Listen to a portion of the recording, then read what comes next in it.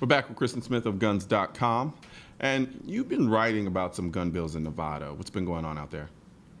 So Nevada is a very interesting case study, as we kind of talked about in the last segment. Background checks, universal background checks, and gun control is a very heavy lift at the federal level, but there is a lot of effort at the state level to get these things done. And Nevada seems to be smart. because Nevada seems to be one of those places where that is happening. And so I know this week the Senate Judiciary Committee is vetting 3 separate bills that 2 of them are being done actually as we speak. And they have to deal with the way the law treats gun owners who are convicted of domestic violence charges and who have protection from abuse orders issued against them. One of the bills, I believe it's Senate Bill 124, if I can remember correctly. Sorry, I want to check my notes to make sure I absolutely have it right. Don't misspeak here. I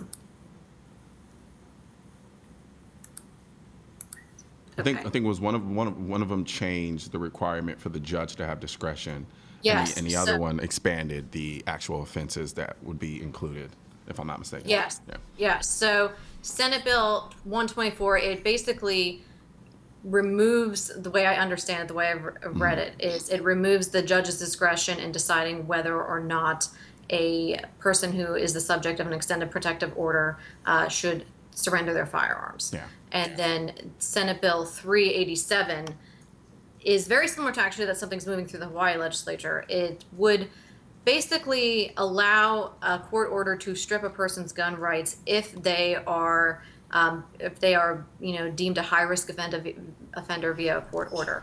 And that has to be filed by law enforcement or a family member. And the interesting thing about that bill is if that order is issued, the person can then, or the law enforcement can then go and actually take the firearms from that person and charge them a fee for it.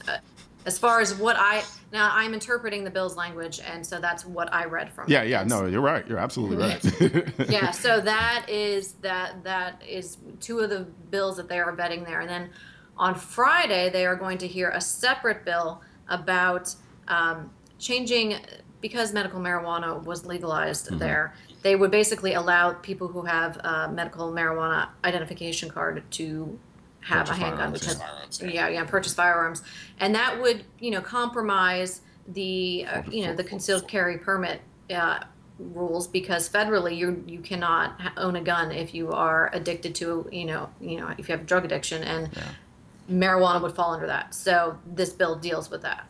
Yeah, out of everything you just got through saying, the one thing that I walked away from it not realizing, I've always known it, but with all of this talk from the other side about common sense this, common sense that, you see how complicated just dealing with even the minor aspects of gun laws in states are, and yet they still try to create this facade and this idea that the idea of dealing with gun laws in this country or dealing with the gun issue in this country is something that's so overly simplistic, so common sense. Why can't they just see it our way? Because there's nothing common sense about it. There's nothing simple about it.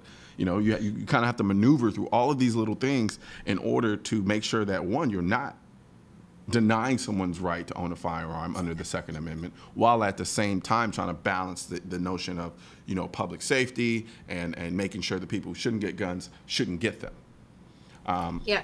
Convoluted, I think, is a fantastic word to describe gun laws from state to state.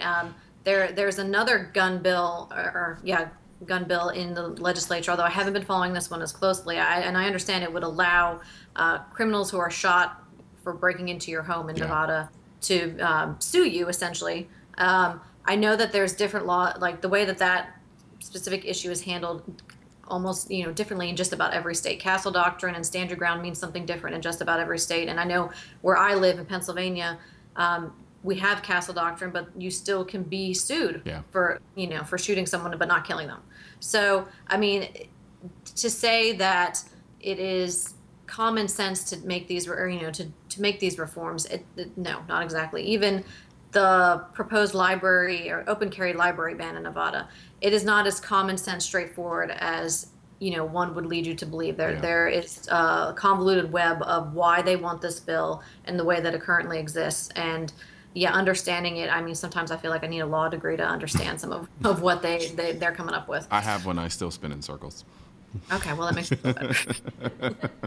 No, you've hit the nail on the head at that point. Like, especially with the issue. Personally, I think that we should be advocating people sue people who force you to shoot them if they do break into your house for mental anguish and whatever losses that typically result as a result of you having to defend your life in your own house.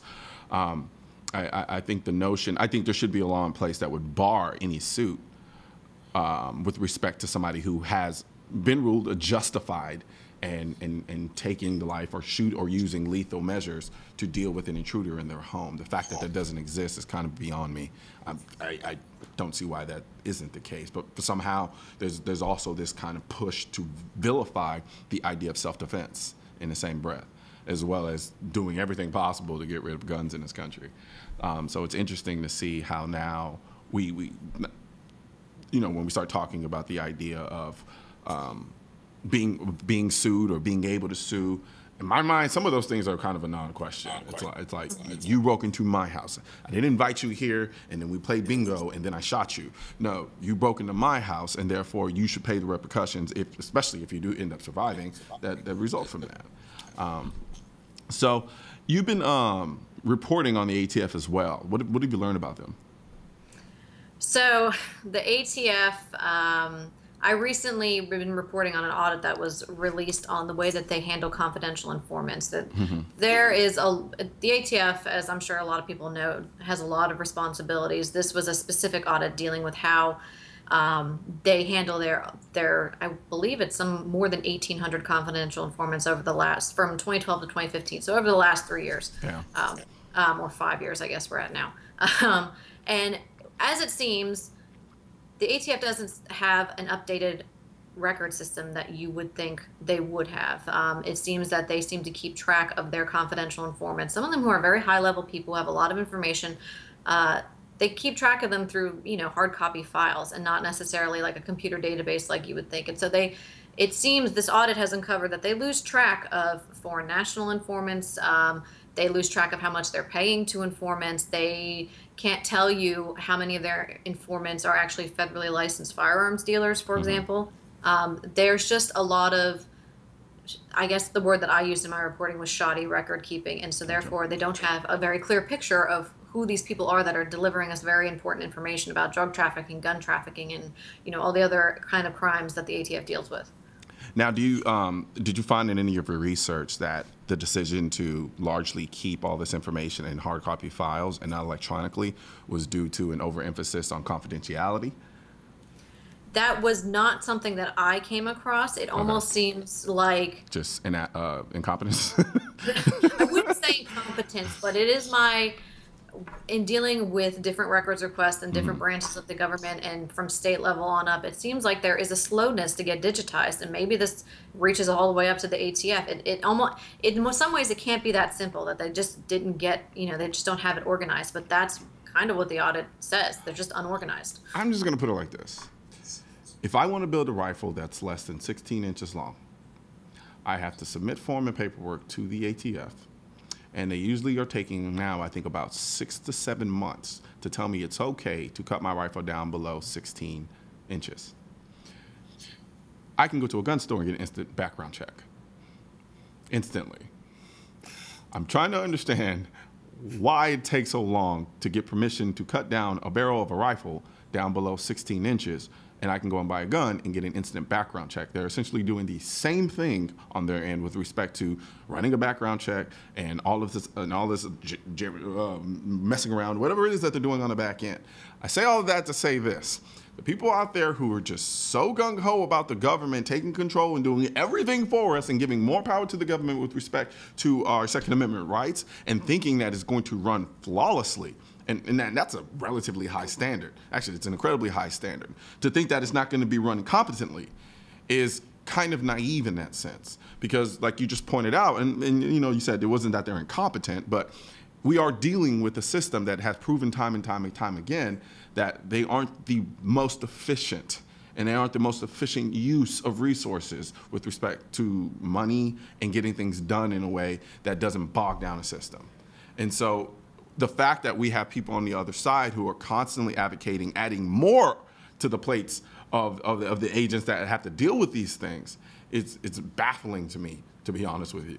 I just don't understand why they can't see how problematic that is. Yeah, it is an interesting point that you raised, because as a reporter, like I said, I have dealt with many different branches of government, and I've always run into issues like this. It's just the information that you need is just not going to be as accessible as you think for simple things, because they haven't put it on a computer system yet. Gotcha. For whatever Yeah. reason. And so, yeah, the idea that, we can just suddenly implement a universal background check system nationwide and it's going to turn out flawlessly. There would be some questions there as to how that can be when the ATF, has I think 6 different files on one informant, Yeah. for example. I mean, there's many. I mean, and we look at, for example, the Charleston loophole. I know that a lot of gun rights advocates do not prefer that term, and I understand why. But let's look at what happened there. It was a breakdown in record-keeping systems at local levels that led to him being able to buy this gun. So if the state and local governments have trouble keeping track of, their contained group of residents, how is the federal government going to keep track of, more than 300 million people in this country? Yeah, there's definitely going to be some backlog. It's not going to be smooth sailing. Yeah. They're not like Apple. They're not that, technically advanced and coordinated. So, yeah, it's an interesting point that you raised and that you worked. Absolutely, and even with respect to the Charleston situation, I call it the Charleston incompetence. What we're dealing with in that point, I don't think there's anybody advocating get rid of the NICS system. What we're saying is, why are we focusing on trying to expand the system that has clearly demonstrated a lack of efficiency? Right, and that doesn't make any sense. I think that's where the Fix NICS campaign comes in. They're saying, let's fix what we have. Let's not, make it bigger. I mean, that is the problem. They already lose track of people as it is. So let's figure out how to track the people who aren't supposed to have guns in the first place. Pretty much. It's like, if I have a hard time keeping my house clean and I have 1 bedroom, why would I go on and add 3 more bedrooms to the house that I can't keep 1 bedroom clean? It just doesn't, I don't know. Yeah, they'll just fill up with junk. You'll see. Absolutely. Well, thank you very much, Christen. Please, anytime you want to come back on, let us know. All right. Thanks for having me. All right. We're going to take a quick break, and when we come back, women, wise, guns.